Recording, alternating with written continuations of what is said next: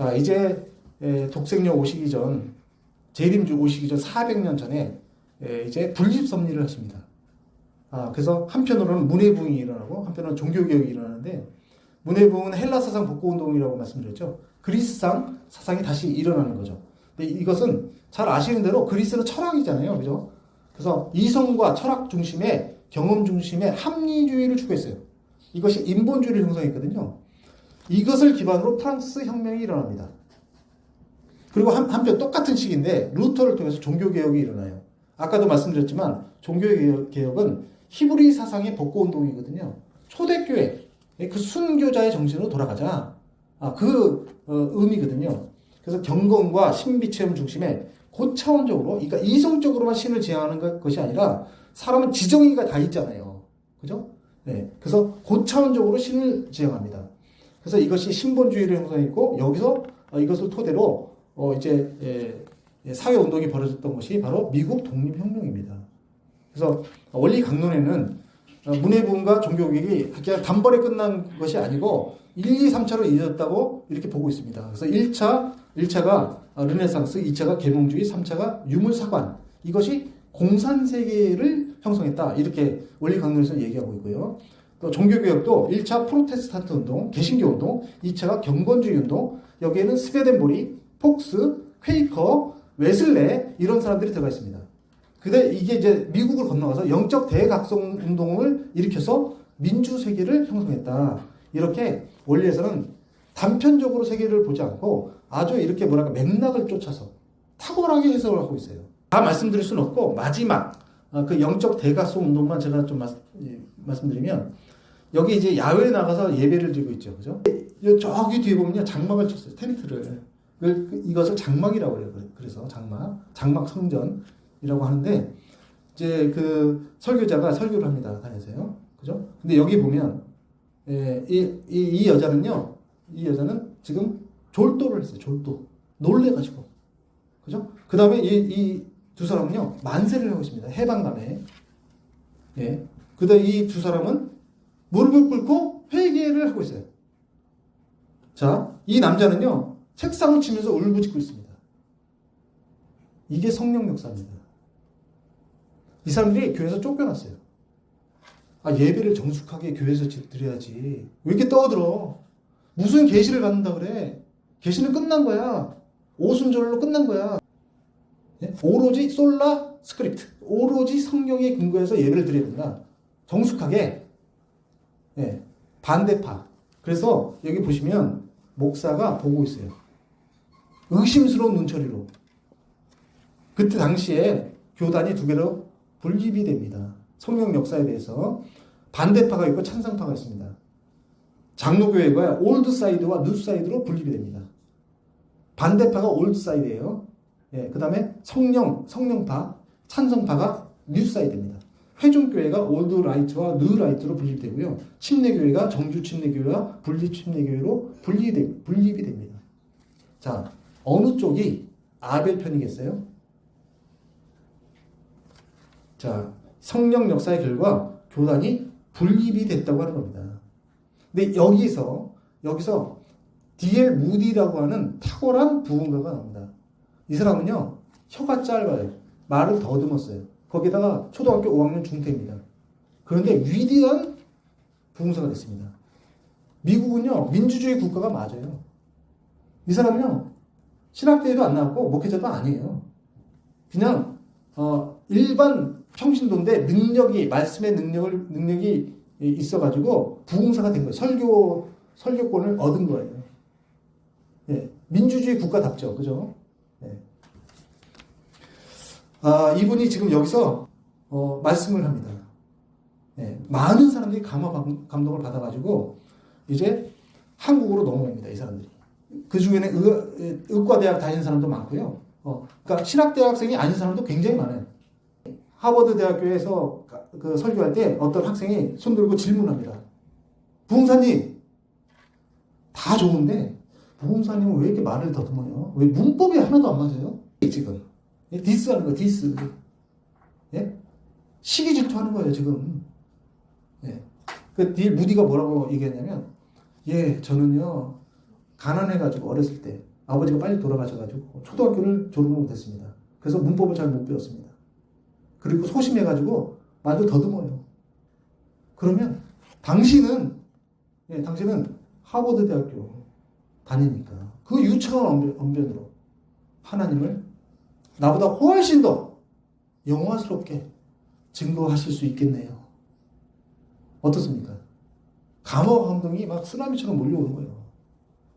그래서 그때 당시에 그 방학을 하면 이 무디 성경 학원에 모였습니다.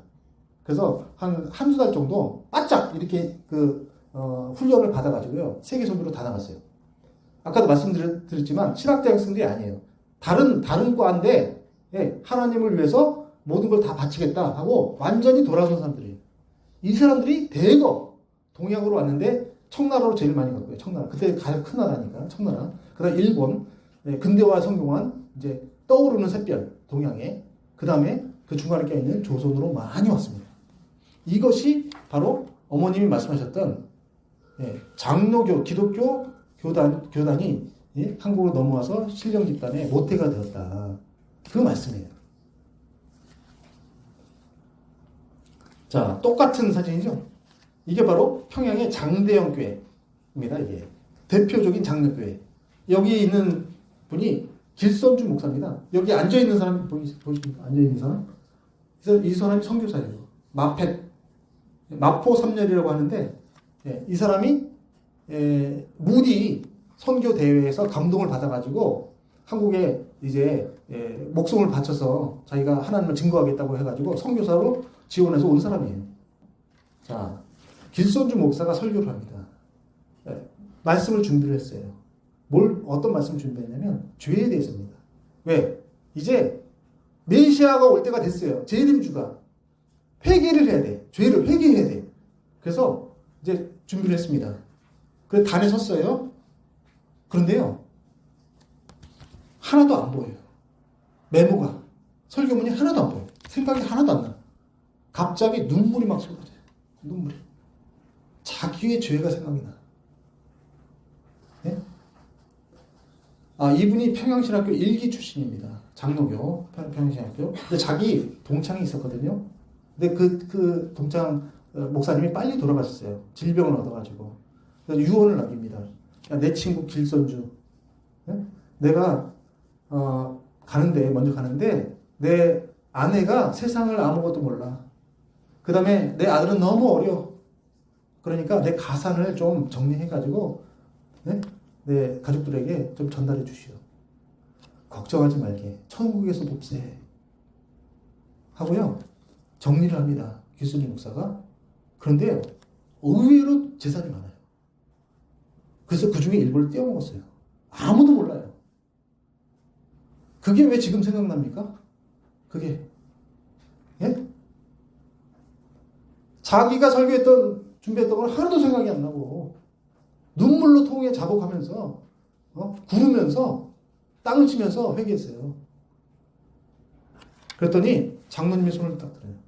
목사님, 저는 사기를 쳤습니다. 저는 노비의 세경을 떼먹었습니다. 저는 바람을 폈습니다. 어렸을 때요, 달걀 하나 훔친 것까지 전부 다 토해냅니다. 새벽닭이 울 때까지. 전부 다 자기 죄를 다 토해내는 거예요, 이게. 예. 이게 평양 대부운동의 시작이에요. 완전히 바꿔버렸어요. 북쪽 지방을 다 바꿔버렸어요. 그래서 아버님께서 이제 해방 이후에 가셨잖아요. 그죠? 평양에 가셨잖아요. 그래서, 그 경창리 교회에 개척하실 때 말씀이 있거든요.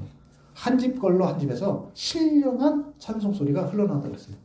그 정도로 평양이 신령한 도성이 됐습니다. 그것을 이제 뭐라고 하냐면 한국의 오순절이다 그래요. 한국의 교회가 출발한 날이에요. 그날이. 예. 그래서 평양이 동양의 예루살렘이, 예, 된 겁니다.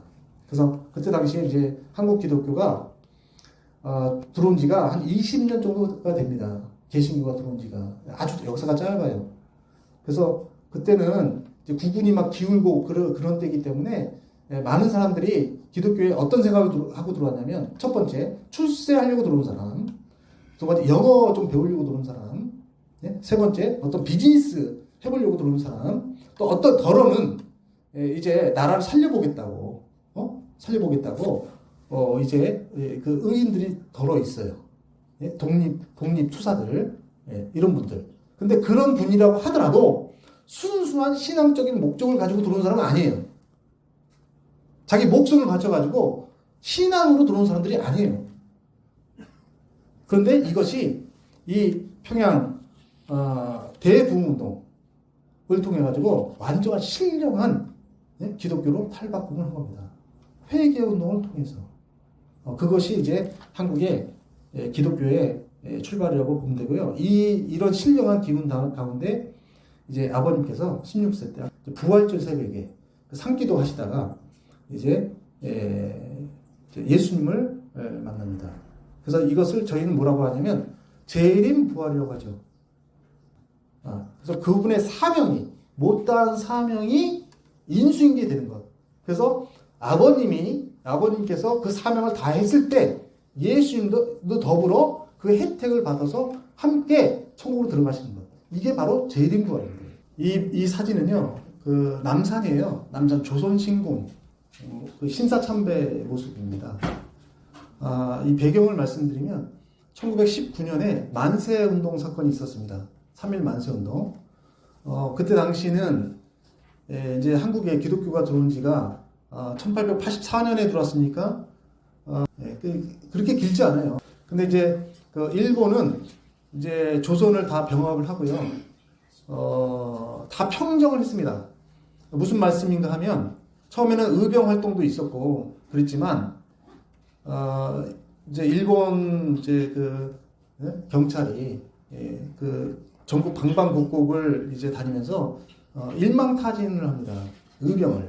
그래서 어떤 한 마을에 그 독립군이 한 명이 나왔다.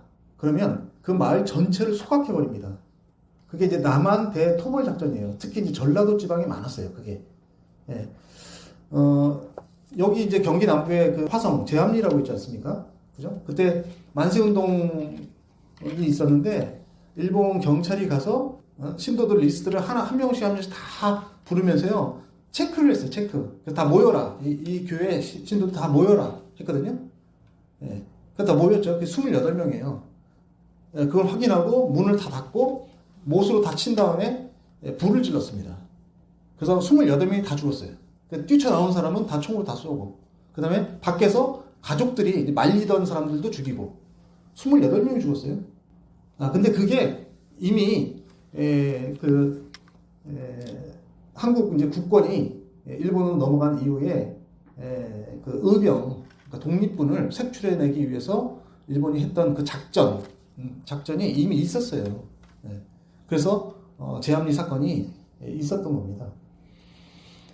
그런데 이제 한 1919년 정도 되니까 병합한 지 이제 한 10년 정도 지났잖아요. 그러니까 한반도에는 왕이 없습니다. 왕이. 그죠? 왕이 없어요. 그 다음에 그럼 스승이 있느냐? 어떻습니까? 불교인들은요 전부 술 먹고 고기 먹고 결혼합니다. 결혼.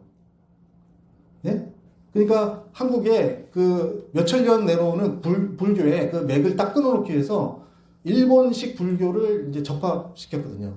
그래서 일본은 다 결혼하잖아요. 지금도 결혼하잖아요. 일본 스님들은. 그잖아요. 예. 가문이 대를 이어서 그 절을 운영하고 있거든요. 예. 그걸 한국에 그대로 접합시켰어요. 그 다음에 유교는 어떻습니까? 유교는요, 다 고관 대작들하고 다 결혼했어요. 일본의 귀족들하고. 잘 먹고 잘 삽니다, 다. 그러면요? 학교 선생님은 어때요? 학교 선생님을 믿고 이렇게 따를 수 있습니까? 학교 선생님이 훈도예요, 훈도. 칼을 차고 가르쳐요, 학생을. 사랑으로 가르치는 게 아니고, 강압으로. 일본 사람 만들기 위해서. 그러니까 일본은요, 이제 평정을 했기 때문에 한반도로 다 깨끗하게 평정했기 때문에 마음을 놓고 대륙으로 갈 준비를 하고 있었어요. 네, 그런데 생각지도 못했던 만세운동이 일어났는데 주동자를 색출해 보니까 기독교인이었습니다. 주동자가. 33명의 민족 대표가 있는데 16명이 기독교인이었잖아요. 그죠? 15명이 대종교입니다. 그 독립군. 그 다음에 불교는 2명이었어요. 유교는 1명도 없어요. 카톨릭도 1명도 없어요. 같은 기독교인데 카톨릭도 1명도 없어요. 개신교만 16명이에요. 네. 왜냐면 가톨릭은요 1909년에 안중근 의사가 이토 히로부미를 총으로 쐈잖아요. 그렇잖아요. 예, 그래서 일본으로부터 많은 탄압을 받았어요.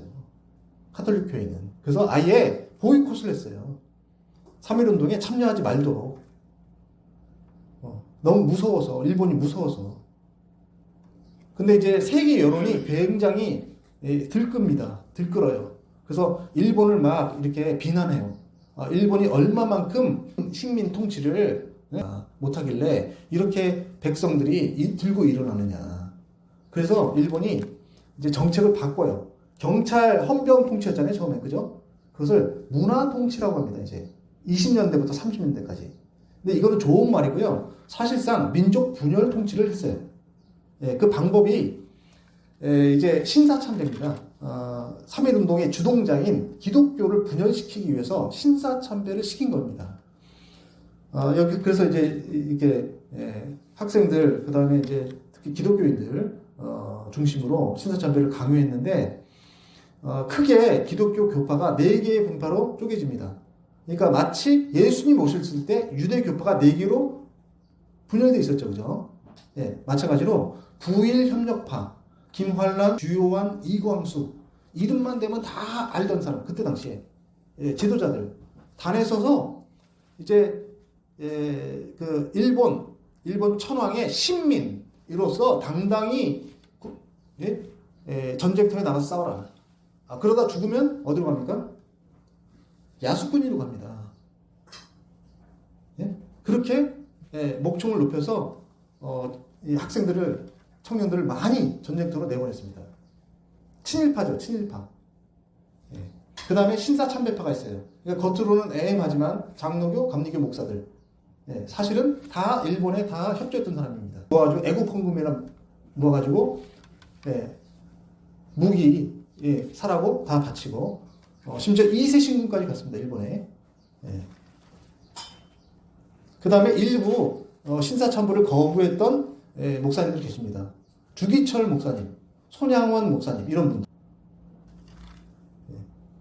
그러니까 일부 이런 신사참배 목숨을 바쳐서 우상숭배를 하지 않은 그러니까 신앙적 정절을 지켰던 그런 분들이 계셨습니다. 또 한편으로는 이제 이 세상에는 희망이 없다. 그래서 오리라고 하시는 재림주님을 기다리는 숨어서 은익파 그게 이제 신령 집단입니다. 신사참배 거부하면서